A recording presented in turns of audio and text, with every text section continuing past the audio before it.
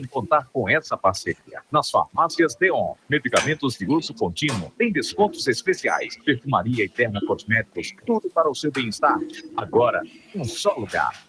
Para que andar muito, se aqui você conta com o melhor caminho? Farmácias Deon, o caminho da saúde. Em Águas Belas, Bom Conselho, Garanhuns e Petrolândia. Barra Nova Atacadão em Saló é o lugar certo para você fazer suas compras. No atacado e no varejo. Toda semana tem promoção. Todo dia tem preço baixo. Corra e aproveite. Cerveja Itaipava Latão, R$ 28,92 a caixa. Cerveja Itaipava Latinha, R$ 22,44 a caixa. É preço baixo de verdade. Preços válidos enquanto durar o estoque. Barra Nova Atacadão, Praça São Vicente, Centro Saloá. Vem pra cá economizar. Vem! Estes são os ganhadores do Mandacaru da Sorte do sorteio realizado nesse último domingo. Juscelino Lopes de Pesqueira, Pernambuco, ganhou no primeiro sorteio uma linda moto Honda Pop 110 em 0 km. Joseilma Souza de Araújo de Buíque, Pernambuco, ganhou no segundo sorteio uma moto Honda Pop 110 em 0 km. Gilmar Pereira da Silva de Pedra, Pernambuco, ganhou no terceiro sorteio uma moto Honda Pop 110 em 0 km. Quitéria Francisca da Silva de Pimirim, Pernambuco, ganhou sozinha no quarto sorteio R$100 mil em dinheiro. Continue comprando o seu Mandacaru da Sorte. Boa sorte!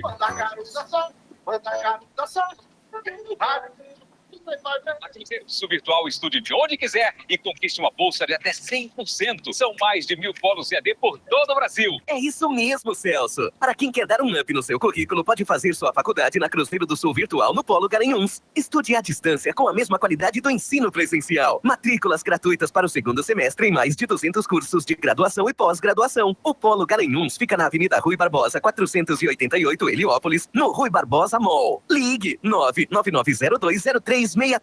Inscreva-se já na Cruzeiro do Sul Virtual. FM CYD 252, 102,3 MHz. Marano FM, 10.000 watts. Garanhuns, Pernambuco, a rádio que todo mundo ouve. Está no ar, Quarto Poder, seu programa jornalístico com credibilidade e imparcialidade, sob o comando do economista Matheus Fernandes e dos bacharéis em Direito, Felipe Barros e Lucas Cavalcante.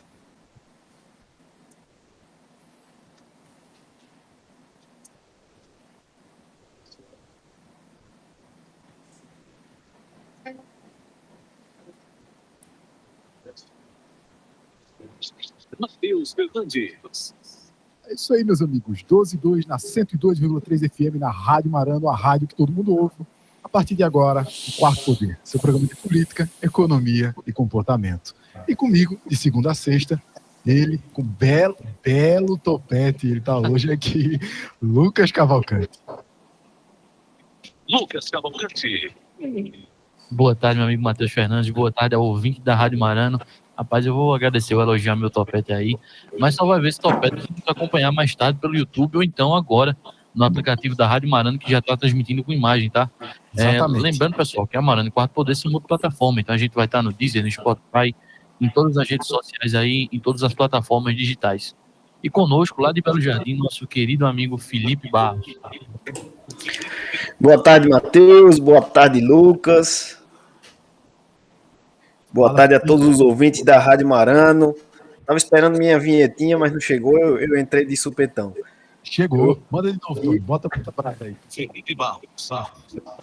Agora sim. Então, boa tarde a todos. Hoje com presenças ilustres no nosso programa. Não é isso, Matheus?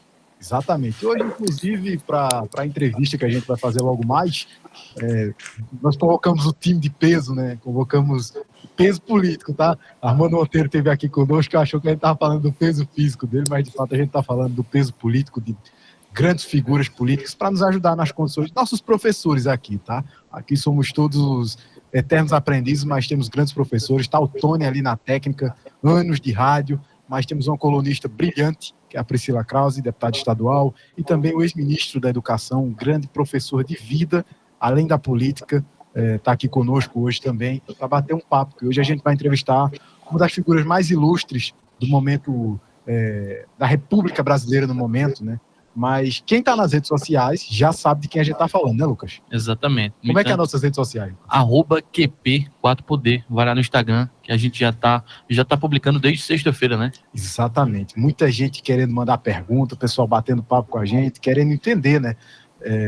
A gente vai ter um médico presidente do Brasil, Lucas. É a segunda vez, né?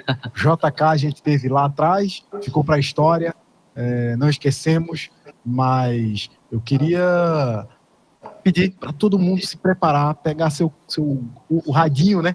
Colocar no ouvido, se preparar, porque em instantes a gente vai ter uma das entrevistas mais bacanas que o Quarto Poder já pôde trazer para a nossa audiência. Nós vamos aos intervalos e voltamos em instantes.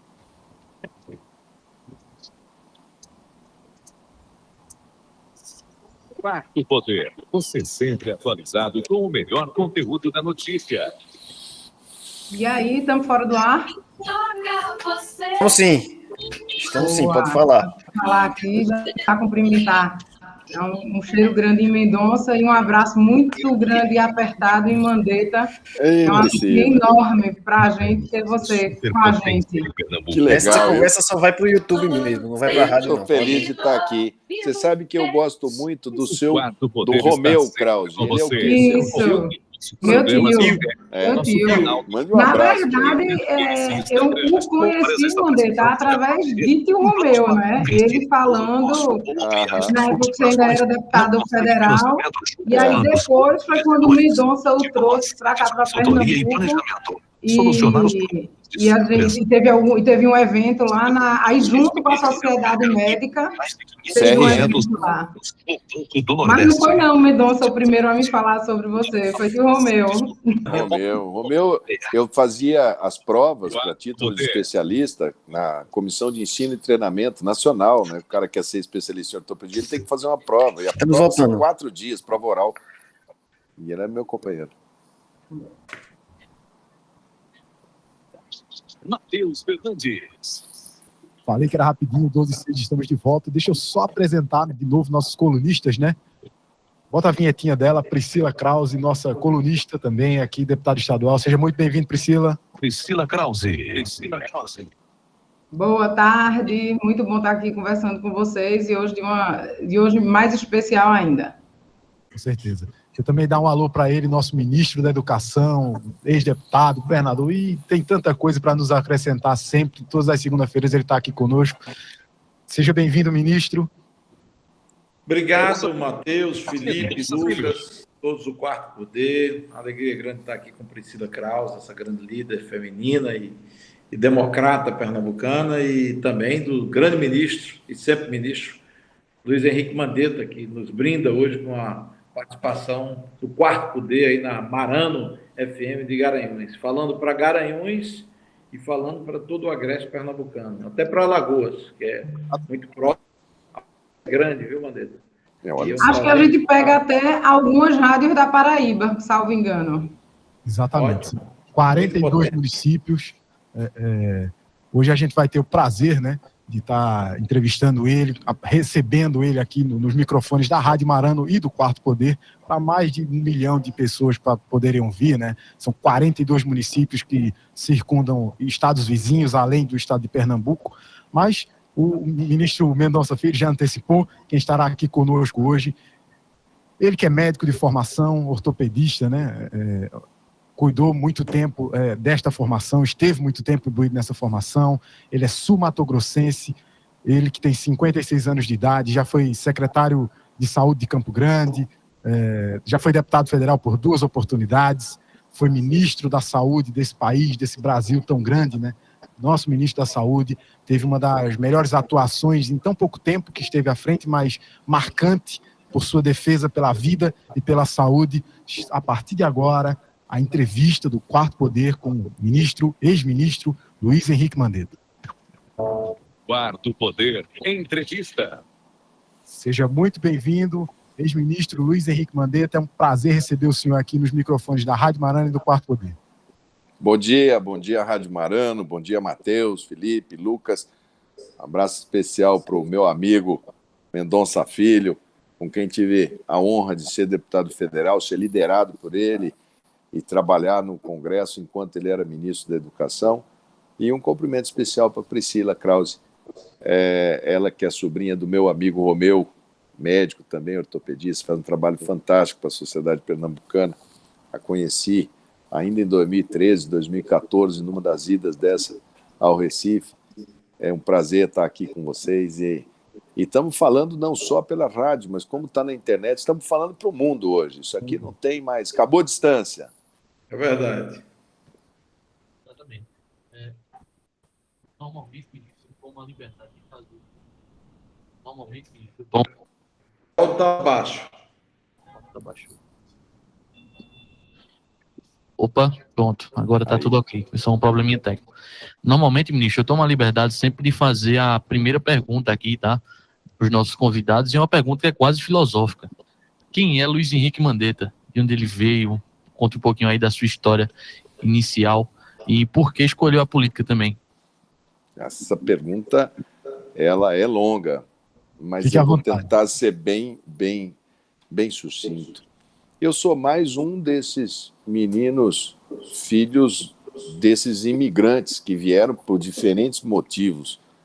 Eu sou neto de italianos que vieram, na época, construir uma vida e entraram no Brasil não pelo Porto de Santos ou pelo Rio Grande do Sul, entraram por Corumbá, entraram aqui pelo Porto de Corumbá, pelo coração do Pantanal. E esses imigrantes, meu avô começou a fazer Guaraná Tupi, que chamava. Ele era uma pessoa muito querida e transmitiu para a gente, para o meu pai, essa coisa do imigrante, tem que estudar, tem que ir para frente. Meu pai é médico, eu caçula de 5 irmãos, 3 irmãs, com uma criança num estado, na época, com muito pouca gente. A cidade era pequena, uma infância super feliz, super arteira, mas sempre muito preocupado com as desigualdades. Eu nunca consegui me conformar com desigualdade social.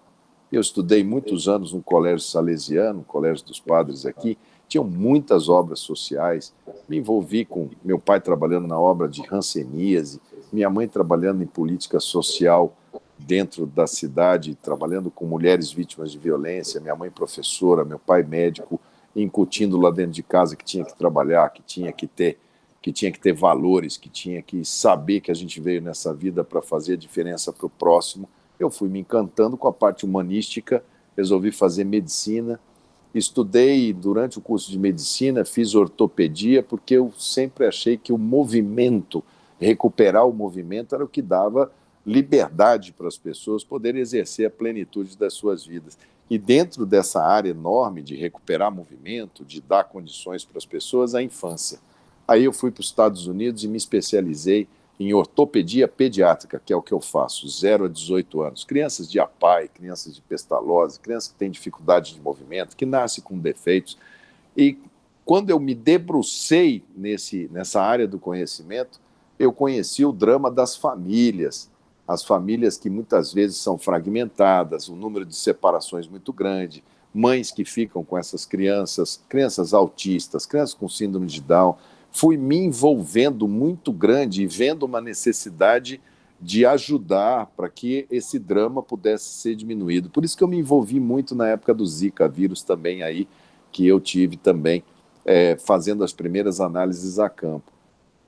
E através desse trabalho com essas famílias, eu vi que a única maneira de ajudar seria estar na Câmara Federal. Não fui vereador, não fui prefeito, fui direto candidato a deputado federal, de uma experiência na Secretaria Municipal de Saúde, porque lá era o grande palco para a gente procurar atenuar esses problemas. Acabei me tornando presidente da comissão que analisa saúde, assistência social e família, que é a Seguridade Social e Família. Fui eleito deputado por Mercosul para fazer esse debate nas Américas. Encontrei líderes, cabeças privilegiadas, como é o caso de Mendonça Filho e outros. Travamos ali dentro um período muito fértil de debates como oposição, depois com a participação do ministro Mendonça. Fiz 2 mandatos, em 2018 resolvi não ser candidato. Falei, agora está na hora de repensar, e fui convidado para ser ministro da Saúde do Brasil. Aceitei o desafio porque achei que as bandeiras até então defendidas pelo Bolsonaro estavam corretas, de combate à corrupção. Vínhamos de um período dramático, uma década perdida, de combate ao crime organizado, de recuperar a imagem do Brasil no exterior, enfim, bandeiras corretas, mas que depois, no decorrer do governo, ele foi se afastando delas e foi se tornando impossível a convivência. Mais ou menos é essa a trajetória, e eu entrei na coisa pública exatamente por inconformismo. Eu fiquei completamente inconformado de ver o quadro social brasileiro e saber que a gente podia ir lá, podia lutar e tinha que fazer a diferença. E aí você encontra pessoas fantásticas como Mendonça, Priscila, dentro de um partido que trabalha com um debate interno muito grande, mas que está sempre pensando em como melhorar a vida das pessoas. Priscila, eu vou passar a bola para a senhora, que é a nossa jornalista de formação. Fique à vontade para fazer a sua pergunta.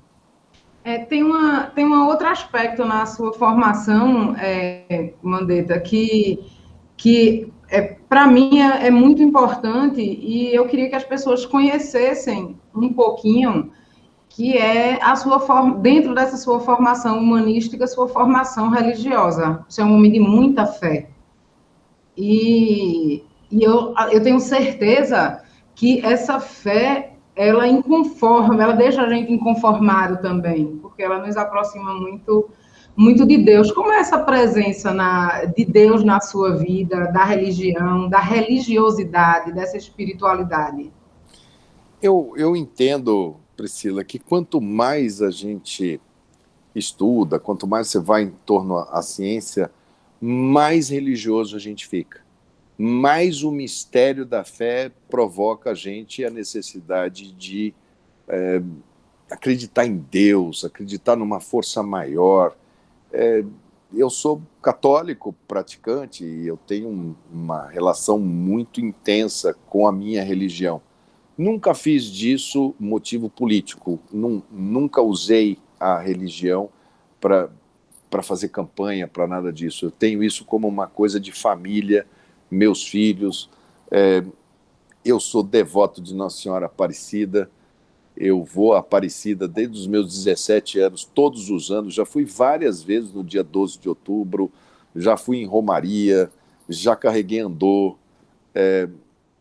Acho que todas as religiões são dignas, todas as religiões, elas inspiram o ser humano a ser melhor, e isso daí é algo que divide pessoas que têm a religiosidade como ponto de valores de preservação da vida. Você vê nessa pandemia, o que estava em jogo?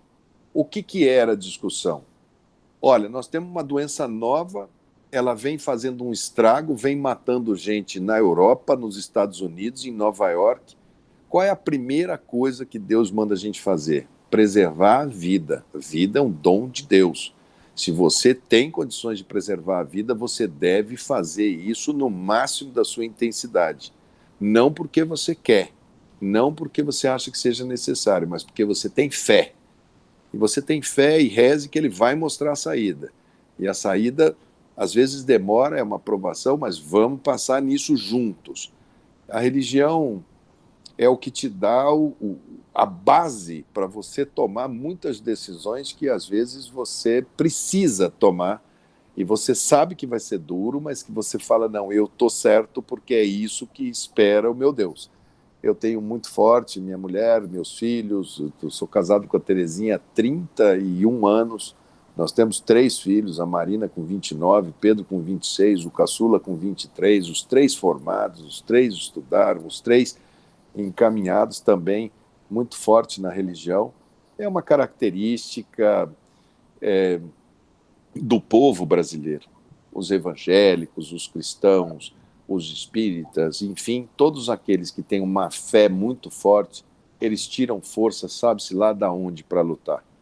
Eu, quando vejo o brasileiro com tanta privação, eu falo, essa gente tem tanta fé que a gente vai dar certo.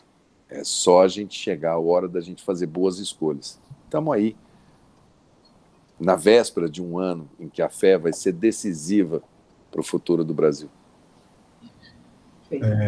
Queria passar a bola aqui agora, né? Vou ficar meio que nesse meio termo do mediador hoje, especialmente, ao ministro da Educação, Mendonça Filho. Ele que conhece tão de perto, né? Sabe quem é Luiz Henrique Mandetta de maneira muito mais clara, conviveu, lutou junto, né, lá no Congresso Nacional, pelo brasileiro de maneira geral, em tantas lutas, né? E eu gostaria de passar essa bola para ele, para a gente ver esse bate-papo ao vivo, ter esse privilégio de vermos esse bate-papo novamente. Bom, eu agradeço demais a oportunidade que vocês oferecem a mim, a Priscila, participar dessa interação, dessa conversa boa com o Mandetta. Eu acho que é uma oportunidade para que mais pessoas possam conhecer de perto esse grande personagem da política brasileira. Mandetta é indiscutivelmente um homem público diferenciado do ponto de vista de conhecimento médio, de conhecimento desde a área dele específica, né, da área de medicina, da saúde, mas também é um cara que pensa para além da sua fronteira. Normalmente as pessoas são muito dedicadas ao campo de conhecimento que ela se dedica profissionalmente. Mandetta extrapola isso muito bem. E aí ele falou um pouco de religiosidade, né, de fé, bastante, de família, os valores que fortalecem essa posição dele muito sólida como cidadão. Falou também do seu campo de atuação inicial profissional, que é a área médica e de saúde, que tem um grande, eu diria, desempenho como secretário municipal de saúde, como ministro da saúde. Ele de forma antecipada, previu muito do que aconteceu nessa pandemia. Pena que não foi ouvido, né? Se tivesse sido ouvido, ele poderia ter, eu diria, contribuído ainda mais em favor do Brasil. Eu acho que era importante ele dar um feedback um pouco dessa passagem, daquilo que ele avistou com relação à pandemia. E depois eu queria entrar um pouco no campo econômico, porque ele também é um homem da produção, de um estado de produção agropecuária vigorosa, que é o Mato Grosso do Sul, e conhece e compreende muito bem os mecanismos da geração de emprego, das oportunidades do setor privado, que indiscutivelmente é a grande força motora para o desenvolvimento do Brasil como um todo. Então, um pouco para que as pessoas possam conhecer um pouco mais além do médico, do profissional de saúde, do ex-ministro Mandetta, para além e entrando um pouco no campo econômico. Então, Mandetta, fala um pouco aí da sua experiência na pandemia, daquilo que você previu, terminou acontecendo, infelizmente você não foi bem ouvido e terminou, talvez, a gente encaminhando a direção do país num clima de maiores perdas humanas, de vidas e de pessoas que adoeceram e padeceram dessa pandemia que afetou a humanidade como um todo. Esse foi um período que exigiu de toda a equipe. Para a gente fazer um recorte, quando o Bolsonaro me convidou para ser ministro, eu fiz uma pergunta só. Falei, mas é para continuar fazendo nomeações políticas diárias? Não, monte uma equipe técnica. Aí eu falei, cara, eu vou montar a melhor equipe técnica que estiver ao meu alcance, porque quando eu presidi uma empresa muito grande aqui no meu estado de saúde, eu vi na época que eu tinha que estudar. Tudo que eu faço, eu acho que eu tenho que me preparar. Eu fui para a Fundação Getúlio Vargas, fui fazer um MBA de gestão em sistemas. Depois, quando eu fui secretário municipal, eu montei a melhor equipe técnica, fiz todo o planejamento estratégico por metas, por administração de metas.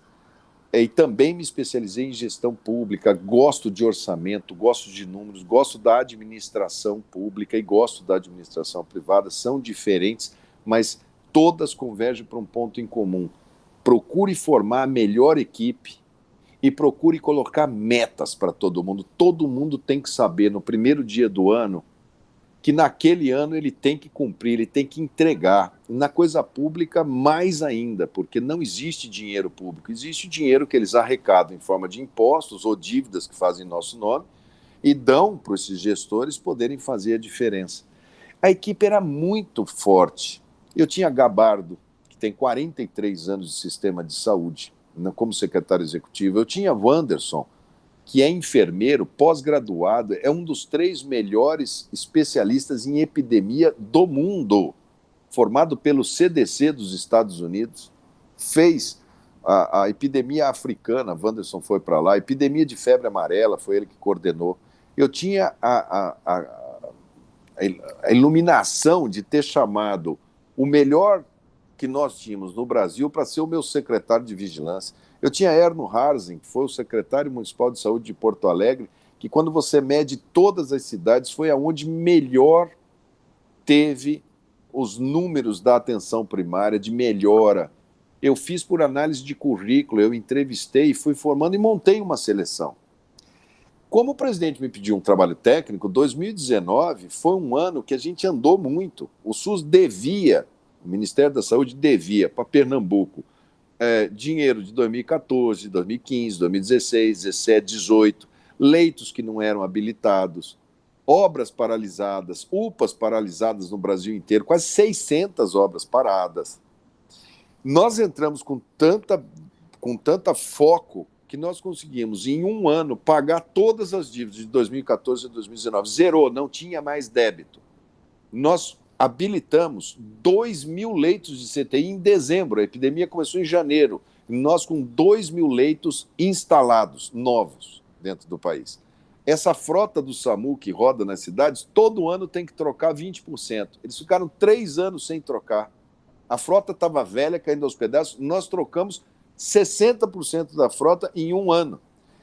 Fazendo economia, sem dinheiro novo. Sem dinheiro para falar assim, olha, eu estou te botando mais dinheiro na saúde. Aplicando técnica de gestão. Quando chega o ano seguinte, que era 2020, era o ano da atenção especializada, que era onde a gente ia entrar nessa coisa de cirurgia, de exame, dessas coisas. Tudo planejado com metas. A gente ia dividir o Brasil em áreas de aproximadamente 1 milhão a 1,5 milhão de habitantes, e nesse 1 milhão, 1,5 milhão, prover tudo. Em vez de querer prover por cidade, nós íamos fazer regiões, fazer os consórcios nacionais, fazer os centros de câncer, fazer os centros de imagem, para solucionar na escala de 1,5 milhão. Quando veio a pandemia, o que eu levei para o presidente da República foi fruto da análise dos melhores técnicos, porque além da equipe ser muito forte, eu convidei para assessorar o ministro da Saúde a Universidade Federal de Pernambuco, a USP, a Unicamp, o Instituto de Medicina Tropical de Manaus, o Evandro Chagas, o Adolfo Lutz, a Fiocruz. O que nós temos de melhor? Quais são os melhores cabeças do Brasil? Eu quero que vocês me assessorem. Eu publiquei a resolução, eles passaram a ser conselheiros ad hoc do ministro da Saúde.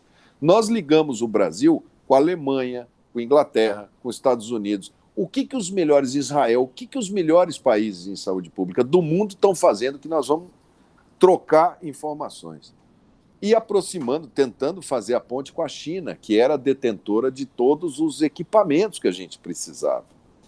Logo no começo, eu olhei, a China e a Organização Mundial da Saúde, elas meio que deram uma informação, olha, tem um vírus novo, está aqui, está na cidade de Wuhan, fizeram um hospital, passaram na televisão, e deram uma sensação, com 5, 6 semanas, de que o problema estava controlado.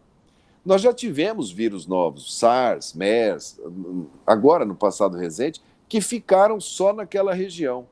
Então eu acho que o mundo inteiro, e o Brasil, quando eu conversava com a Inglaterra, com os Estados Unidos, falava assim, não, é mais um vírus pesado, vai ficar ali na região.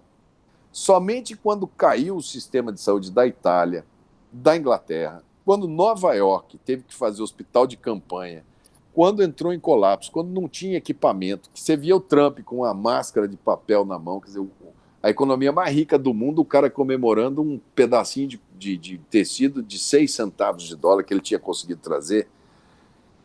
Naquele momento e antes daquilo, eu cheguei para o presidente e falei, presidente, nós temos aqui um quadro muito grave. O nosso SUS, ele é responsável 100% pela saúde de 86% dos brasileiros. De uma população de 215 milhões, nós temos quase 200 milhões de brasileiros que são 100% dependentes do SUS. Nós não temos respirador, não temos máscara, nós precisamos aumentar o número de médicos, de enfermeiros, de fisioterapeuta. Vamos segurar, vamos fazer o máximo de distanciamento, vamos ganhar tempo com esse vírus, vamos diminuir o impacto, porque a saída desta doença é por vacina. O ser humano está trabalhando vírus com vacina desde a varíola, pólio, todas elas. Então, o mundo inteiro está botando dinheiro em vacina e nós vamos sair pela vacina. Assim que tiver uma vacina promissora, a gente entra comprando. Se tiver uma segunda, uma terceira, uma quarta, uma quinta, vai ser um mix de vacina que a gente tem que fazer. Ele caiu num falso dilema. Ele falou, entre economia e saúde, eu vou ficar com a economia. Todas as vezes na história da humanidade que o dirigente entrou nesse dilema entre saúde e economia, vou ficar com a economia, deixa a saúde, ninguém consegue trabalhar com a sua família doente. Ninguém consegue trabalhar com a fábrica doente, com o restaurante doente, com o garçom morrendo, com o gerente morrendo. Ninguém consegue trabalhar se você falar assim, ó, acabou os leitos da sua cidade. Pô, mas é um parto prematuro. O outro ali teve um infarto, mas não tem equipamento para te atender, está tudo ocupado com a doença. Você ia ter um quadro absurdo. Eu levei para ele e falei, não entre nesse caminho. Eu mostrei para ele cidade por cidade do Brasil. Além de levar por estado, falei, ó, no caminho que o senhor está indo, eu vou fazer a previsão para no ano da epidemia. Né? Vou fazer para esse ano, até 31 de dezembro de 2020. Se for do jeito que o senhor quer, nós vamos chegar em 180 mil óbitos. A gente não tinha nem 30 óbitos no Brasil quando eu fiz, mês a mês, cidade por cidade, pelo número de idosos, pelo número de comorbidade, pelo número de diabéticos, pelo perfil da doença. Não vai nesse caminho. Nós vamos chegar no dia 31 de dezembro desse ano com 180 mil óbitos. Eles riram de mim, porque eles escutavam outras pessoas que falavam assim, não, vai morrer menos do que H1N1, vai morrer 2.000 pessoas. Aí eles começaram a acreditar em fantasia. Olha, o vírus só anda em lugar frio. Aqui é muito calor, não vai ter a doença. Era a primeira fake news. Depois tinha um negócio de isolamento vertical. Não, vamos deixar todos os jovens, todo mundo que trabalha e criança vai trabalhar e deixa os idosos em casa, como se esses idosos estivessem em ilhas. Ia ser uma mortandade absurda. Eles começaram a se assessorar com uma coisa que a gente chamava de gabinete paralelo. Ele começou a tomar decisões atabalhoadas, começou a confundir o que é ciência com o que é aproveitamento político da ciência. Ali, naquele momento, o que eu tinha para decidir era a vida. Eu tenho valores humanísticos, de formação, de saúde, de família, de fé, de religião. Se eu sei, não tem vida descartável. Não tem aquela frase que ele falou, está morrendo quem ia morrer. Não, não existe isso. Não é assim que funciona. Todo mundo é importante nesse mundo. Eu não ia arredar o pé de defender vida. E ele queria tocar como se nada tivesse acontecendo. Ele chegou a hora que ele falou, eu não quero mais esse ministro. Eu ainda tentei falar com ele e falei, olha, troque o ministro, tudo bem, não troque a equipe. Aquele Wanderson é concursado, é funcionário público concursado do Hospital de Forças Armadas. Qual a necessidade de você tirar um profissional que tinha toda a linha de condução? Ele não só tirou, como ele colocou no lugar militares que não tinham formação. Respeito muito os militares, são ótimos para as coisas da vida militar. Eu seria um péssimo general. Se tiver uma guerra e colocar eu para ser o ministro da guerra, provavelmente nós vamos perder, porque a minha formação eu vou querer cuidar do cara, o cara está ferido, o soldado do outro lado, eu não vou conseguir mandar matar, eu não tenho essa, não consigo, não é do meu feitio. Não me prestaria para aquilo. Para isso você tem gente que estuda táticas desse tipo de enfrentamento. Então, foi uma desilusão muito grande, Mendonça, porque eu nunca achei que as bandeiras que ele defendeu em 2018, nas eleições, fossem erradas. Eu votei nele. Eu não fui candidato a nada, mas votei, fui lá e votei. Agora, a desilusão, principalmente pelo desprezo à vida, nós que somos muito cristãos, a gente tem um apego à vida desde a concepção, e a gente luta muito por isso. Como é que a gente pode chegar e falar assim, não, a vida adulta está negligenciada? Espera aí, é assim que a banda toca? Então, eu percebi ali a falta dele de religiosidade, de religião, de prezar pela vida. Eu senti nele uma falta de liderança para o bem.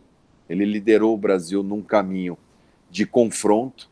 Ele começou a jogar a culpa em governador, em prefeito. Quando o Pacto Federativo diz que os três têm a sua competência, elas são concorrentes, aí ele joga a culpa no Supremo, ele joga a culpa na imprensa. Eu vi ali um líder fraco, que realmente aquilo me afastou, mas me afastou assim diametralmente. Eu não consigo pensar que o Brasil possa se reencontrar através desse caminho. As bandeiras não estavam erradas, mas o presidente que eu vi, na hora que eu precisei do líder, na hora que eu precisei do presidente, na hora que eu falei, agora é a hora de unir a nação, agora é a hora de falar para a nação, fazer uma chamada à nação para a gente se unir, para que as famílias montem suas linhas de defesa. Infelizmente, eu vi uma pessoa muito fraca. Perfeitamente, ministro. Agora a gente vai passar a bola para um colega nosso de bancada, que é o Felipe Barros, está lá em Belo Jardim, que é uma cidade próxima à sede aqui da rádio, e vai fazer sua pergunta agora. A cidade de Nosso Mendonça. Exatamente. É mesmo, Mendonça? Vai, Felipe. Com certeza, com certeza. Grande Boa tarde. Belo Jardim. Boa tarde, ministro. Primeiro, gostaria de dar os parabéns, porque realmente essa postura que o senhor tomou em relação à vacina, hoje nós vemos que é a postura correta, né? É a postura que está diminuindo a incidência do Covid no nosso país e que está salvando vidas de verdade. Gostaria de dar os parabéns por essa atitude. O senhor fez um livro, né, falando a respeito dessa época que o senhor foi ministro da Saúde, que é Um Paciente Chamado Brasil. O senhor já falou um pouco aí o que aconteceu, né, nesse livro, e o senhor também comentou agora ao vivo. E eu queria saber, né, sua visão de médico e de ex-ministro da Saúde, para o futuro da saúde no Brasil. O que é que a gente tem que fazer para salvar esse paciente chamado Brasil? Eixa, essa também é um desafio. Esse vírus, ele veio para dar uma lição para todo mundo prestar atenção o que nós estamos fazendo com esse paciente chamado Brasil, né? A gente entrou nessa pandemia e falou assim, olha, as pessoas têm que ficar em casa, máximo, para não aglomerar. Cara, as condições de habitação no Brasil, você falar isso para uma favela do Rio de Janeiro, que moram 8 pessoas em 20 metros quadrados, que tem corredor de circulação com menos de 1 metro, que não tem ventilação, 50% dos brasileiros não tem esgoto, não tem saneamento. As desigualdades que nós plantamos nesses 500 anos de Brasil são tamanhas que ele veio para mostrar para a gente que ou a gente... E o vírus atacou a sociedade. Tem gente que fala assim, Nova Zelândia, a primeira-ministra fez um trabalho fantástico. Tá, ela tem um estado de bem-estar social, eles fizeram o dever de casa, eles têm os maiores índices de educação do mundo, é uma ilha, eles fizeram uma união nacional muito grande, enfim, conseguiram enfrentar. Se a gente quer enfrentar uma doença desse porte, igual uma Nova Zelândia, então vamos para cima da educação. Então vamos para cima, vamos chamar o Mendonça e falar, cara, você interrompeu um trabalho que você estava fazendo no Ministério da Educação, você tem que voltar lá. Você tem que terminar essa reforma do ensino médio que você começou. Não é possível a gente ter passado, com um orçamento garantido, a paralisia que a gente passou. E nós vamos ter que avançar para ensino fundamental de período integral também. Porque se a gente não organizar lá na base e depois corrigir esse aluno lá na frente, é quase impossível. Colocar o professor como centro da tomada de decisões. Reconstruir esse país é reconhecer quais foram as nossas fragilidades. O sistema de saúde, o SUS, eu acho que foi o grande herói dessa pandemia. Porque nós fomos o país que mais perdeu médico e enfermeira proporcionalmente no mundo. Por que isso aconteceu? Porque eles estavam lá. Eu não vi ninguém desse setor quebrar a mão, como a gente fala, deixar de atender. O SUS deu uma oportunidade para as pessoas enfrentarem aquilo dali com alguma dignidade, sem que aquilo fosse causa até de empobrecimento maior das famílias. Teve um leito para que as pessoas pudessem lutar, com dificuldades, mas teve. O SUS paralisou a maioria dos seus programas para poder atender essa pandemia. Vou te dar um exemplo de um desafio dentro da saúde. As mulheres, Priscila, todos os anos a gente faz um número X de mamografia. Agora em outubro tem um Outubro Rosa, prepare. Em 2020, nós fizemos menos da metade de mamografias que a gente fez em 2019, que já não foi um ano bom. 2021, de novo. Agora, com o fim da pandemia, as mulheres estão voltando a fazer a mamografia. Nós temos que fazer campanha para voltar. Só que todos os tumores que a gente fazia diagnóstico no estágio 1 ou 2, que é aquela cirurgia pequenininha que só tira o nódulo, eles vão chegar agora, outubro, novembro, dezembro, janeiro, fevereiro, ano que vem inteiro, já no estágio 4, que precisa daquela cirurgia enorme, precisa de quimioterapia, precisa de radioterapia, é cirurgia mutilante. Estou falando de um. Podia falar aqui de vários, de próstata, programa de diabetes que ficou de perna para o ar, programa de hipertensão. O SUS vai ter um enorme de uma sobrecarga ao sistema de saúde. Nós vamos ter que trabalhar com as cirurgias que ficaram todas engarrafadas, as cirurgias ditas eletivas, ninguém conseguiu operar nada, nós estamos praticamente operando só a urgência há 2 anos. Então vem aí um período muito duro. Como fazer? Investir pesado na atenção primária, pesado. A gente fez o Médicos pelos Brasil, que eles não fizeram o processo seletivo para colocar os médicos da atenção primária especializada, fazer o sistema de metas, quanto que é a mortalidade infantil em Garanhuns. Eu não sei, de cabeça eu não saberia lhe dizer, mas vamos supor que esteja, 12 por 100 mil. Quanto que é na menor cidade brasileira, o que eles fazem lá e o que dá para fazer aqui? Será que dá para a gente chegar em um dígito? Curitiba conseguiu fazer 5, pouco, menos de 6 por 100 mil, e igualar com os países ali, Suécia, com aquele padrão de mortalidade infantil. Vamos pegar o que funciona num lugar, transportar para o outro, vamos investir em capacitação, vamos pegar as famílias mais frágeis, vamos olhar exatamente aqueles que têm mais dificuldade de se aproximar, cuidar dessas crianças, são joias preciosas, para que a gente possa dar o conceito de prevenção, de promoção de saúde. Agora, para atender esse povo todo, nós vamos precisar de muita técnica, vamos precisar de prontuário eletrônico universal, que já está encaminhado, já está bem encaminhado. A gente fez o projeto piloto em Alagoas, que é um estado difícil, para fazer o prontuário de todos os alagoanos, junto com o Tribunal de Contas, validamos a estratégia. O próximo passo era lançar para o Brasil inteiro. Se você está aí em Pernambuco e, estiver lá no Rio Grande do Sul, o médico do Rio Grande do Sul tem que saber que remédio você toma, os exames que você fez, está tudo ali no teu prontuário, isso economiza, isso dá uma agilidade enorme.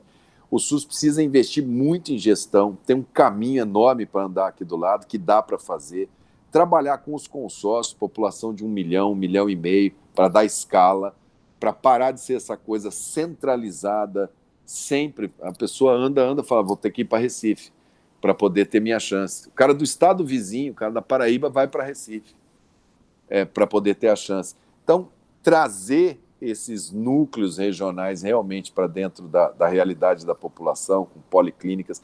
Eu acho que o SUS andou bastante. Para mim, ele foi muito solidário com a população brasileira, ele foi muito presente nessa pandemia, mas ele vai ter desafios enormes agora, que só uma equipe muito boa para poder enfrentar. Ministro, só interrompendo um pouco, mas eu não podia deixar perder essa oportunidade. Isso tudo que o senhor fala, eu concordo plenamente que precisa de uma equipe boa, uma equipe disposta, e eu não acho esse o desafio maior. O que, de fato, precisa para poder colocar uma equipe dessa é alguém que lidere, é alguém que saiba dialogar, que entenda e que veja a importância e a responsabilidade que cada um dos mais de 5 mil prefeitos que existem no Brasil, que eles têm, chamar esses prefeitos e dizer, nós não somos adversários, nós somos parceiros. Isso. A lógica da pirâmide do SUS é essa, de quase toda a organização da Federação Brasileira, exceto a de orçamento, infelizmente, né, e a de tributos, que é invertida. Enfim, e eu acho que o nosso grande desafio vai ser encontrar alguém, para mim, para nós brasileiros, para mim está muito claro esse caminho, mas alguém que tenha essa capacidade de diálogo, de liderança e de enxergar as pessoas e os gestores como parceiros e aliados, e não como adversários, mas todos uma peça importante nessa engrenagem. Priscila, eu me lembro, vocês estavam falando aí de como foi na pandemia, Mendonça estava perguntando, eu me lembro de Fortaleza, Camilo Santana é do PT, governador. E eu me lembro de um domingo em que ele resolveu flexibilizar. Falou, pode abrir tudo segunda-feira. E nós recebemos os números de Fortaleza que sinalizavam uma semana muito dura. Eu liguei para ele, falei, escuta, governador, eu vou lhe mandar os números que eu tenho aqui. Vamos discutir isso melhor, porque o seu sistema de saúde está numa situação muito frágil. E olha os números que eu tenho. Mandei para ele. Analisou, tal, falou, realmente você tem razão. Vou voltar para o caminho que eu estava, porque eu tinha outra informação aqui, obrigado. O que o senhor precisa de recurso? O que o senhor precisa de equipamento? Tem que ser republicano. A eleição tem a data dela. Vai acontecer. A maioria dos municípios brasileiros são pequenininhos, as equipes são frágeis.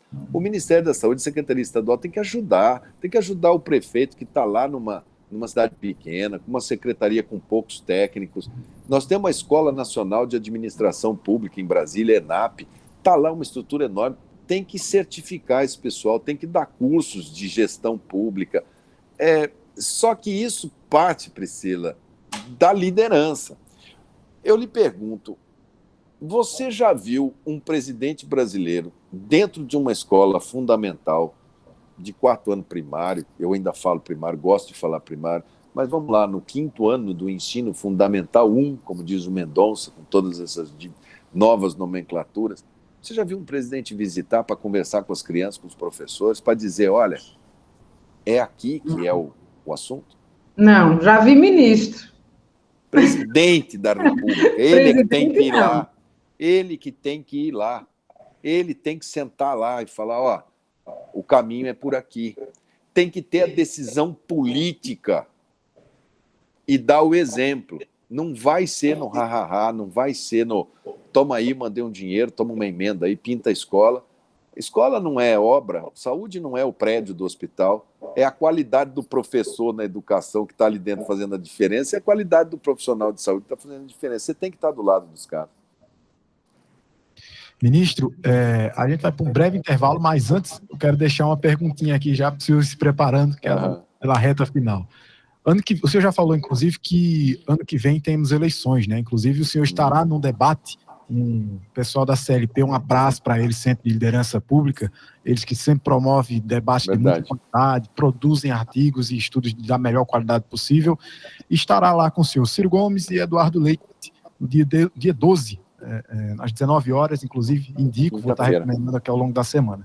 Mas eu quero do médico e do político e da pessoa física, de maneira geral, além dessa aula que estamos tendo hoje com o senhor, é um prazer estar recebendo o senhor aqui, mas eu vou querer o diagnóstico para o próximo presidente pegar, acho que é o prontuário, né? Ele olha lá, isso aqui tem que ser aplicado urgente. Quem assumir a cadeira em 23, dia 1 de janeiro de 23, tem que estar com isso aqui para ontem, para aplicar na hora, com a caneta na mão, chamar o Congresso, chamar os líderes nacionais, tanto empresariais, de todas as áreas, sentar e dizer, olha, o diagnóstico que o Brasil precisa, o para trás ficou, a gente precisa vencer o para frente. Eu vou querer que o senhor pense nessa resposta e a gente vai para o intervalo e voltamos rapidinho.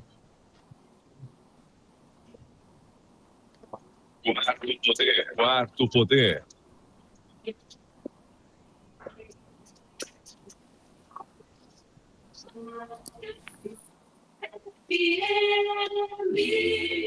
Todo sábado, a partir das 11 horas, Boteco da Marana. Mais uma com a marca da 102,3. Também no Boteco, a rádio que todo mundo ouve. Não sai desse boteco, só botar mais uma. Envie seu e-mail para qp4poder@gmail.com. qp4poder@gmail.com. Sua empresa está precisando de capital de giro? Tem planos para investir em novo negócio ou ampliar suas operações? Não consegue financiamento junto aos bancos ou investidores? Conte com a Sedes Consultoria e Planejamento para solucionar os problemas de sua empresa. Afinal, são mais de 18 anos de experiência no mercado e mais de 500 projetos aprovados no Banco do Nordeste. Visite nosso site www.sedesconsultoria.com.br.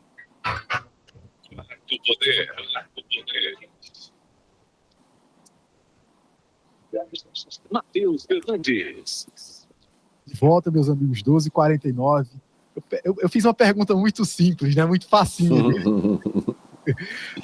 Coloquei o ministro aqui, Luiz Henrique Mandetta, que está aqui conosco hoje, ele que foi ministro da Saúde, secretário de Saúde, deputado federal por 2 oportunidades, hoje está batendo papo aqui conosco, é um dos presidenciáveis que, de fato, trazem luz ao debate público atualmente, e eu perguntei somente, o Lucas está rindo aqui, perguntei somente qual é a chave do sucesso do Brasil em 2023 em diante, que é quando o próximo presidente da República assume. Sentou ali, assim como o JK assumiu, um médico, talvez o Luiz Henrique Mandetta seja essa pessoa novamente, um médico a assumir a cadeira de presidente da República, resolve o Brasil, ministro. Como é que faz isso?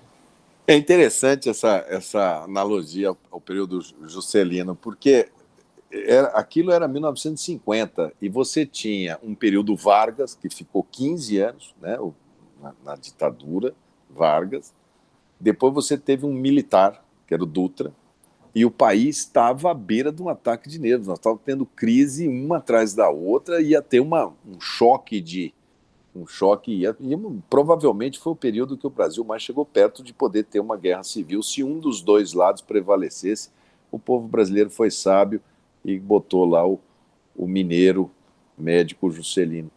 O Brasil agora está exatamente, novamente, na situação de estar com 2 polos extremos, dividindo, tensionando o país 24 horas por dia, fazendo com que as pessoas tenham ódio uma das outras. O primeiro dia é o dia da pacificação, é o dia de falar cicatriz. Isso aqui para trás é aprendizado. Nós vamos perdoar o que a gente tiver que perdoar, mas a gente não vai esquecer, a gente vai andar para frente. Mas o passo primeiro é desarmar o espírito. O que tem de irmão brigando com irmão, amigo que não se fala, esses grupos de WhatsApp com as pessoas causando verdadeiras tormentas uma na vida da outra, a internet, os haters. Outro dia um menino de 16 anos suicidou porque os jovens eles estão vendo o exemplo que os pais estão dando, se xingando nessas redes sociais. A primeira coisa que tem que falar é baixa a bola, calma, nós não somos assim. Nós vamos se reencontrar como nação. Não existe um problema maior que o outro. O problema da pessoa que está lá dentro do turismo, desempregado, e que a vida dele foi construir uma pousadazinha para receber um turista que ficou 1 ano e meio fechado, ele merece tanto cuidado quanto merece cuidado a criança que está lá dentro da escola e que não voltou para a escola. Os 2 dramas são iguais do ponto de vista da necessidade do governo estar. Agora, nós vamos ter que ter ações de curto prazo para mitigar essa crise, para ajudar as pessoas, para não deixar com que as pessoas estejam mais fome do que já estão passando, que não tenha mais desemprego do que já está tendo. Nós vamos ter que amenizar isso, mas nós vamos ter que construir as avenidas de oportunidade no Brasil. Não dá mais para esse ensino ser o ensino tradicional, nós vamos ter uma escola mais viva, nós temos que ir para esse pessoal para a inclusão digital. A educação é a grande válvula de solução da grave dívida social que a gente tem, histórica, dentro desse nosso país. Eu vejo alguns exemplos, eu vi aí em Pernambuco, a prefeita daquela cidade com quem eu tive o prazer de conversar, Mendonça, de Bezerros, né? Luciana Laurentino, ela é colunista aqui também. Cara, que história de vida fantástica. A Tabata Amaral, que é deputada federal lá por São Paulo, a Tabata, ela participou de algumas coisas na escola, tinha boa nota, fez lá um concurso de matemática, saiu bem. Ela foi, entre aspas, apadrinhada, foi dado para ela as melhores oportunidades de educação. Ela se graduou em física por Harvard. Ela saiu da favela da cidade de São Paulo para Harvard, pela educação, e está lá como deputada federal. E é por aí. Nós temos que chamar o pessoal das ciências. Cadê o pessoal das ciências sociais para a gente pegar o pessoal que está... Nós abrimos uma boa boca de programa social do Bolsa Família, colocamos as pessoas, demos dignidade? Demos. Mas cadê as válvulas de saída? para que essas pessoas possam exercitar sua cidadania plena. Inclusão digital, trabalhos, cooperativismo, geração de renda no Agreste, geração de oportunidade para os jovens que estão aí. Cultura vai ter que ter um papel muito grande para que a gente possa zelar por valores, porque a internet está manipulando os valores e as pessoas estão perdendo a noção do que é certo, o que é errado. Família. Vamos solucionar, vamos fazer o eixo de solução do Brasil através do eixo de solução das famílias. As famílias, elas não podem ser negligenciadas. Um pai desempregado, uma mãe que está sozinha chefiando aquela casa, que está desempregada, ela acaba comprometendo os adolescentes. Você vê crianças ali dentro em privação. É através da presença do Estado que a gente vai sair dessa. Para aquilo que o Estado tem de contrato social e para aquilo que o Estado não deve fazer, deixa a iniciativa privada fazer. Pelo amor de Deus, ninguém aguenta mais custear a ineficiência do Estado em áreas que ele não precisa e nem deve estar presente. Acho que esse vai ser o tom, mas a mensagem número 1 no primeiro dia é que você tem duas forças que movimentam a humanidade, o ódio e o amor. O ódio a gente já sabe muito bem onde que está. Nós vamos ter que fazer pelo amor. Foi assim que Cristo mandou fazer, nós vamos fazer pelo amor. Nós vamos fazer por amor ao próximo. Perfeitamente. Ministro, eu queria fazer uma pergunta mais direcionada a 2022, né? Esse pleito eleitoral que se aproxima. Ô, Lucas, deixa eu só pegar um ganchinho aqui antes, só que eu não me contenho, né? À vontade, deputada. Ministro Mandetta, acha que essas janelas de oportunidade que a gente precisa abrir para o Brasil, precisaria ser através de uma identificação das vocações naturais de cada local, de cada região? Nós somos um povo com vários povos inseridos dentro desse povo. Então, assim, essas identidades, elas precisam voltar a ter uma atuação, a ter um protagonismo maior, e essas vocações econômicas. Porque, às vezes, eu acho que a ideia do desenvolvimento é fazer uma linha reta. Vamos desenvolver assim, sem olhar para o lugar que a gente está trabalhando, para o lugar que a gente está desenvolvendo, e muito menos para as pessoas que estão ali.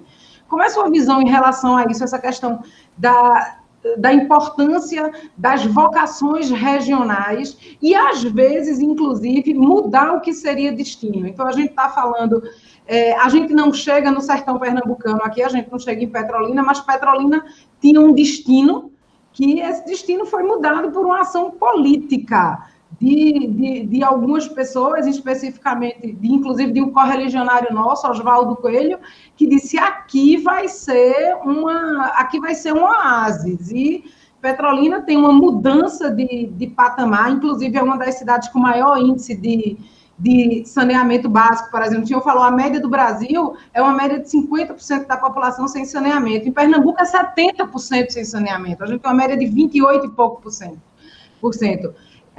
Então, essa identificação, ela é importante? Ela é importantíssima, Priscila, porque você tem diferentes tipos de causas para a pobreza. Pobreza, que eu digo, como ausência das condições mínimas de garantir possibilidades que garantam igualdade. O que ocorre no fundo de vale da Amazônia, na Ilha do Marajó, é totalmente diferente do que acontece no Agreste. O que ocorre no Agreste, em termos de condições que levam ao ciclo de pobreza, é totalmente diferente do que ocorre no Rio de Janeiro. Não adianta, o Brasil não dá para ser feito como receita de bolo.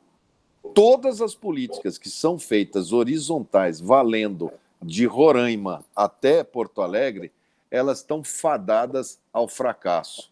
A governança do SUS talvez seja esse, das políticas sociais, pela quantidade de recursos que coloca, talvez ela seja a política que mais devolve em serviço para a população, por causa dos conselhos estaduais, por causa das bipartites, tripartites, por causa da decisão local pactuada, um problema de saúde numa cidade diferente do outro.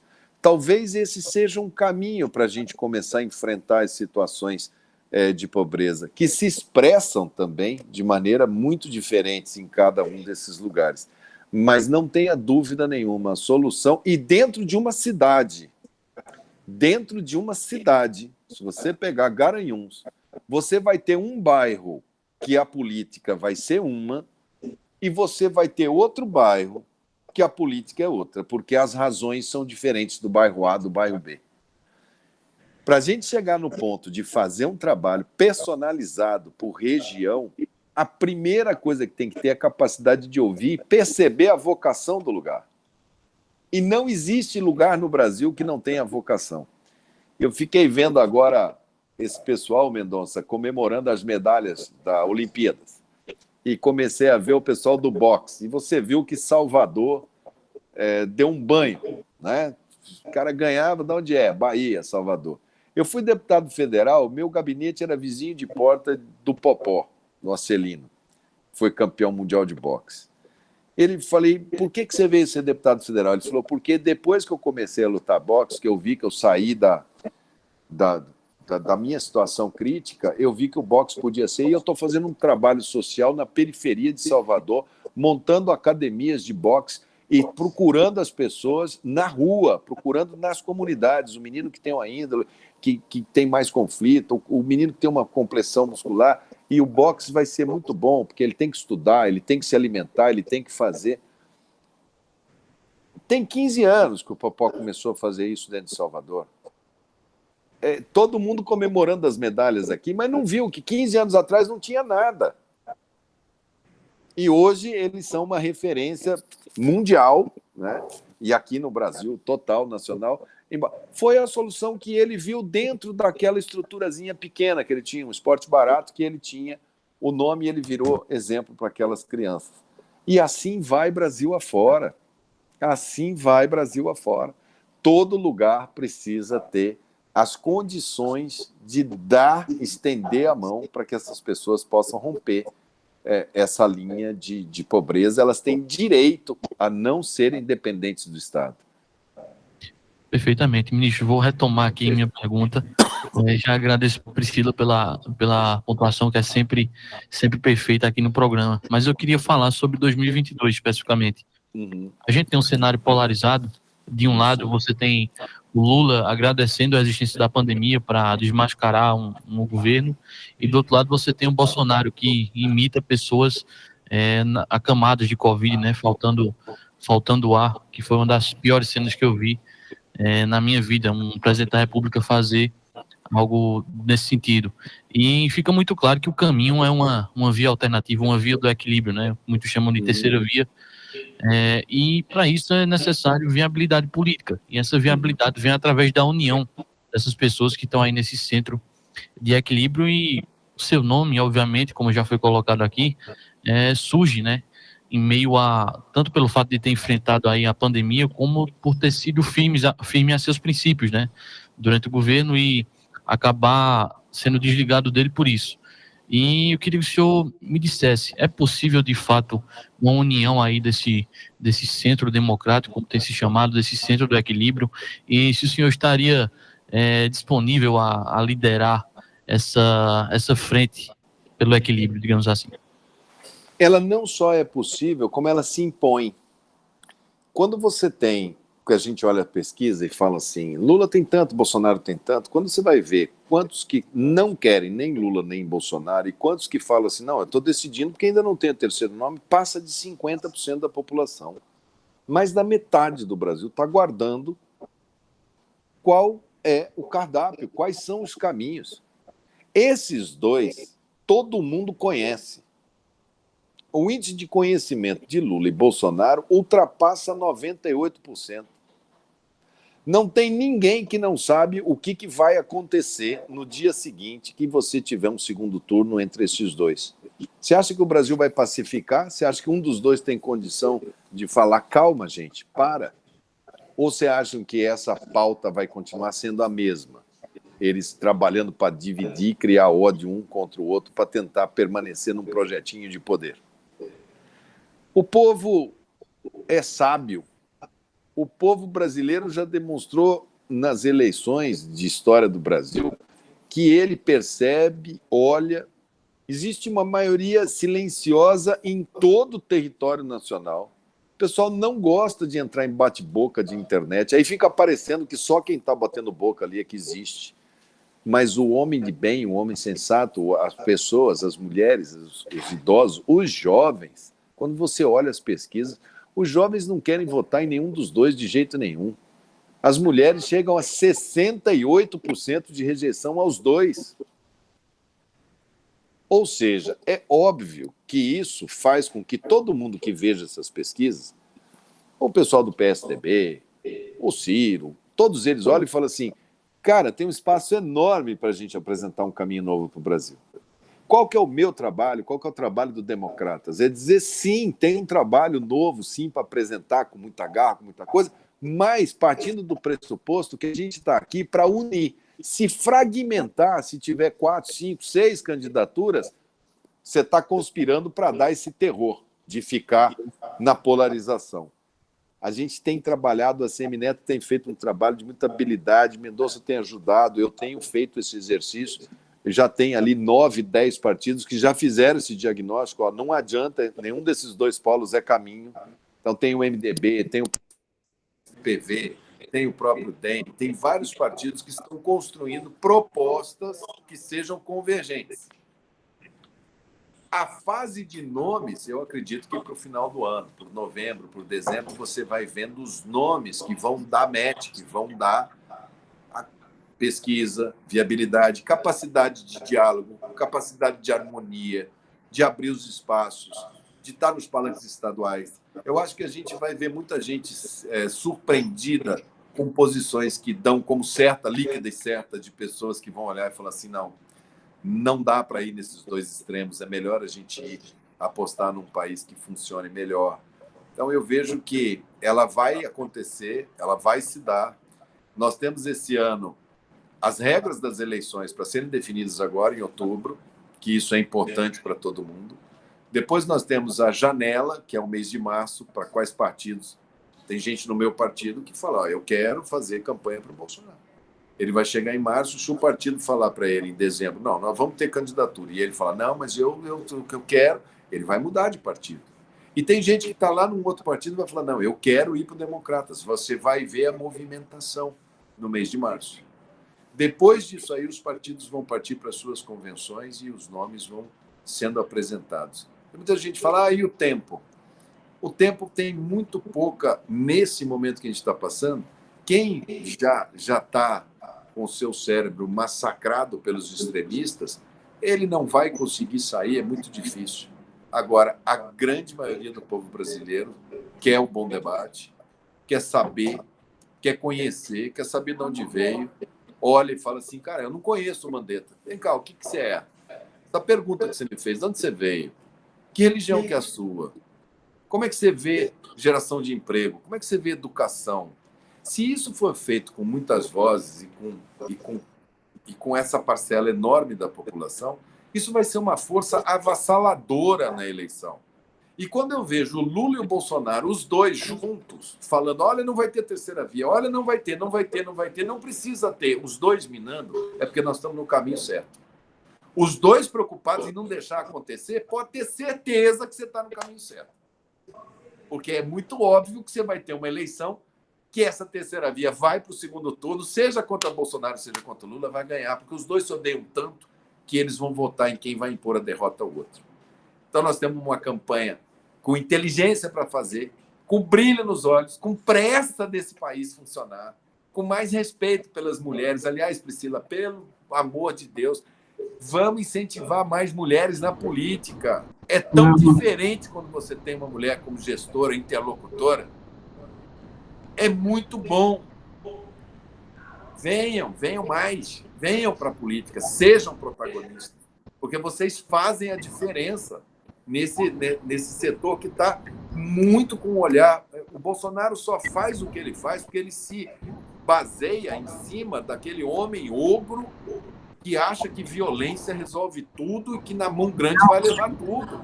Por isso que as mulheres são o maior ponto de resistência a ele dentro do Brasil, porque elas já sabem que isso não funciona, não gostam de palavrão, não gostam de grosseria, não gostam de xingamento, não gosta de desprezo à vida. Perfeito. Essa eleição vai ser uma eleição divisora de águas, a eleição mais importante da história do nosso país. Se a gente for para um dos dois polos, no dia seguinte, essa briga estéril, que só traz atraso e sofrimento, vai continuar e a gente vai ficar esperando mais 4 anos para tirar, seja um, seja o outro. Os dois sem futuro para o Brasil. Perfeito. Ministro Mendonça, eu gostaria que o senhor encaminhasse a pergunta final para arrematar, fechando com chave de ouro. E após a pergunta do ministro Mendonça, eu gostaria que o ministro Luiz Henrique Mandetta, hoje temos a presença de 2 ilustres ex-ministros, que ele deixasse uma dica de livro e de filme. Opa! Tá pensando aí, Mandetta. Bom, eu quero agradecer aqui a Felipe, a Lucas e a Matheus a oportunidade de voltar ao Quarto Poder num dia especial, uma entrevista especial, um personagem da política brasileira que eu qualifico como um dos grandes, sério, prometido e que tem toda a vontade de continuar ajudando o Brasil. E terá, com certeza, essa missão pela frente no que depender da gente, né? E ao lado de Priscila, a gente recepciona aqui Mandetta em Pernambuco, por meio da Rádio Marano, em Garanhuns, abraçando ele, desejando sucesso e sempre um desempenho à altura da sua trajetória política, que é de seriedade e de respeito ao povo, né? E aí, para fechar, já entregando a última palavra a ele, eu queria que ele falasse um pouco sobre emprego, economia e atividade econômica, porque muitas vezes essa dicotomia entre saúde e economia ficou a impressão como se, porventura, Mandetta pudesse ter uma certa, sei lá, um pé atrás com relação a quem produz, quem trabalha, e eu acho justamente o contrário. Dá para conjugar essas duas coisas de forma muito fácil. Ele é do estado do agronegócio brasileiro, ele conhece o setor privado e sabe o valor da geração de oportunidade de trabalho, do comerciante, do agricultor, do pequeno, médio e grande empresário, enfim, ele conhece muito bem isso. E a valorização do mercado de trabalho para quem quer também buscar uma oportunidade de emprego, né? Quem quer empreender, com todos esses sentidos, são sentidos muito importantes, essa lógica, para que a gente possa construir uma nação cada vez melhor e maior. Então, abraço, Mandetta, agradeço pela oportunidade, meu amigo fraterno, e desejo sucesso sempre na sua carreira política, que ela já é vitoriosa e será cada vez mais vitoriosa e grandiosa. Obrigado aí pela oportunidade. Bom, obrigado, Mendonça. É com muita admiração que eu sempre presenciei o seu trabalho da mesma forma, como homem público, preocupado sempre com as próximas gerações do que com as próximas eleições, né? Esse povo só pensa na eleição e não pensa na próxima geração de brasileiros. A economia tem um grande desafio, porque ela vinha de um período muito ruim, nós temos uma década de decisões erradas. Começou no final do governo Lula aumentar gasto público sem ter, e como tudo, né? O agiota começou a cobrar a conta, o juro começou a subir, a inflação começou a voltar, o desemprego voltou. Nós estamos no momento agora com inflação alta, nós estamos com preço de energia esse ano muito elevado pela crise hídrica. Nós temos quebra de safra agora, eu tenho visto aqui no estado, a safra de milho praticamente ela foi frustrada pela seca. O milho é base da ração para toda a cadeia alimentar, suína, frango, essas coisas. Nós vamos ter um retorno da economia, nós vamos ter um aquecimento da economia pelo retorno, principalmente do entretenimento, que é muito importante, ele gera emprego, o movimento da cidade gera emprego. Isso vai voltar, tem uma demanda reprimida aí. Agora, a gente vai ver um fenômeno que vai ser crescimento do PIB, os caras vão falar, olha, o PIB cresceu 5%, 6%, porque está comparando com um ano que ficou parado. E esse crescimento do PIB não necessariamente vai ser na mesa da pessoa, no preço do arroz, do feijão. O bujão de gás está 120. Não tem hoje outra maneira a não ser a gente controlar essa inflação, tentar controlar ao máximo esse déficit público sem criar mais imposto do que já tem aí. Eu estou vendo lá nesse Congresso e tem que abrir o olho, porque eu estou vendo lá um papo de reforma tributária, mas que, na verdade, é um arroxo fiscal e vai aumentar imposto para valer para o ano que vem, para ver se faz um ano eleitoral e depois larga aí mais uma conta para a gente. Preciso dar facilidade para esse povo abrir. O Brasil é um parto doloroso para você empreender. Ir em direção a essas micro e fazer refinanciamentos e crédito para que ele possa gerar e ele ser o empregador, ele ser o gerador de emprego dentro desse nosso Brasil na retomada e na pacificação que vem pela frente aí. Período duro, período que tem que ter meta ambiciosa, tem que ter boas frentes de inteligência para regiões diferentes, bolsões de desemprego. Eu vejo aqui no Centro-Oeste, aqui onde eu estou, você tem a safra da soja, a safra do milho, o preço da carne está tão alto que aqui você tem menos desemprego. Aqui você tem... Outro dia estava faltando material de construção. E aí você vai em São Paulo, que era muito industrial, a indústria perdeu quase 60% da sua importância dentro da geração de emprego, que a periferia de São Paulo é um bolsão de desempregado. Então, São Paulo vai ter que se repaginar como que ela vai fazer. Será que isso daí é o momento das pessoas que foram falar, não, a oportunidade melhor está em Garanhuns, está em Caruaru, sei lá, está em Petrolina, para onde que nós vamos? Para onde que a gente vai? E começar a garantir as oportunidades com qualificação. A economia vai andar, mas ela tem que andar para todo mundo. Não adianta ela andar para o grande empresário e não chegar no dia a dia lá da Dona Maria com a sua venda, com a sua esquina. É preciso, o dinheiro tem que circular. Eu vejo que a gente vai ter um trabalho muito grande, é possível fazer, desde que a gente tenha a responsabilidade e saiba direcionar esse recurso para essas oportunidades de empregabilidade. Depois que a gente tirar do atoleiro, porque nós estamos atolados agora, depois que você tirar esse carro do atoleiro, é você limpar esse carro e dar condição, botar gasolina e deixar andar. Deixa o motorista tocar esse carro e vamos nesse carro Brasil, que ele tem condição de andar numa velocidade muito grande. A gente tem um espaço no mundo, o Brasil vai ter que fazer um trabalho de relações exteriores muito forte, Mendonça, porque o mundo agora senta de novo nos fóruns de multilateralismo. Nós não podemos chegar lá com um presidente igual esse que a gente está, que não consegue ir nem no Paraguai. Ele não recebeu um chefe de Estado, nenhum chefe de Estado no mundo quer receber o presidente do Brasil. Como é que nós vamos sentar? O mundo inteiro está preparando agora a Convenção Mundial de Finanças, tem dinheiro no mundo, para trazer isso para dentro do Brasil. Ou nós vamos com outro que vai chegar lá com um atestado do juiz, falando, o mensalão não existiu, tá? Eu não roubei nada, olha, tá aqui, eu queria mostrar o papel antes de eu falar. Nós temos que chegar lá com a cara de gente que está a fim de trabalhar, seriedade, amor ao Brasil e defender esse país em todos esses fóruns, fechar os acordos multilaterais. Não precisamos fazer adesão a ninguém, nem a Estados Unidos, a China. Temos que cuidar dos nossos interesses no mundo, tratá-los muito bem, com civilidade, como sempre fizemos, mas garantir que esses recursos venham para cá. Eu acho que vai exigir muito a economia de decisões políticas de como tirar esse país desse atoleiro. Não dá para ser com aumento de imposto, tem que ser com ajuda para as pessoas empreenderem, facilidades para que eles possam empreender e, gradativamente, através da educação, fazer a transformação de uma geração para outra. Esse é um grande desafio, a gente está preparado para ele. Bem, a gente vai chegando aqui ao finalzinho do programa. O Matheus vai deixar a última pergunta aqui sobre as indicações de livro e filme e pedir as considerações finais, mas eu já vou me despedindo aqui.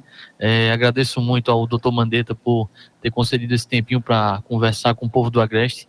Agradeço também aos nossos parceiros de sempre, Mendonça Filho, Priscila Krause e meus colegas de bancada aqui, Matheus Fernandes e Felipe Barros. É sempre um prazer, amigos. Ministro, eu fiz essa provocação, né? Gostaria que o senhor caminhasse para suas considerações finais, deixasse, eu acho que o senhor já fez esse bom papel, mas deixasse de fato a sua mensagem final de esperança. Eu acho que a palavra certa é esperança. Acho que o brasileiro, o coração do brasileiro, eu sei que o senhor não é cardiologista, é ortopedista, mas de maneira geral, o médico sempre traz uma notícia de esperança, né? Ele sempre busca trazer o sorriso vindo diretamente do coração do paciente, que é o Brasil neste momento. E esse paciente Brasil precisa de uma dose de esperança. Eu gostaria de ouvir um pouco a respeito disso e sua dica de livro e filme. Olha, Matheus, Santo Agostinho, ele dizia que a esperança tem duas filhas lindas: a indignação, para você constatar o que está errado, e a coragem para você ir atrás de lutar. Essas são as duas filhas da esperança. Se você não estiver indignado com o que você passou, com o que você viu, para você entender e falar agora com que coragem que eu vou para fazer isso, a esperança não dá filhos. Eu acho que a gente vai precisar de muito brasileiro indignado e a gente vai precisar de muito brasileiro corajoso. E de tudo que eu aprendi andando nesse Brasilzão todo, eu fui em todos os estados, não tem um estado desse Brasil que eu não tenha estado. Eu conversei com todo mundo olhando no olho, eu gosto do contato com as pessoas, eu gosto de escutar. Se tem um povo que está indignado e que tem coragem, é o povo brasileiro. Então pode ter certeza que a esperança já deu 2 filhos, 2 filhas lindas, e elas vão campear esse Brasil no ano que vem, e a esperança vai renascer. Eu desde meus 14 anos, que eu fiz uma promessa de ler 6 livros por ano. E quando tem ano que eu não consigo ler, chega no dia 31 de dezembro, eu pego aqueles livrinhos de cordel pequenininho, porque eu tenho que ler os 6. Se eu não ler, parece que vai dar alguma coisa errada na minha vida. E esse ano, como eu não estou conseguindo ler, eu estou achando que eu vou ter que ler livro de cordel para completar os 6. Mas eu não deixo de ter um livro que eu gosto muito, que chama O Profeta. É de um escritor da literatura árabe, chamado Gibran Khalil Gibran. Eu recomendo, eu tenho ele do lado da minha cabeceira, sabe? E ele é muito interessante, ele é um livro leve para o momento que eu estou. Se eu pegar um livro grandão, eu não vou dar conta de ler agora. Então eu recomendo para todo mundo, tenha como um livro assim de cabeceira, tenha um livro para de vez em quando você abrir, para você olhar.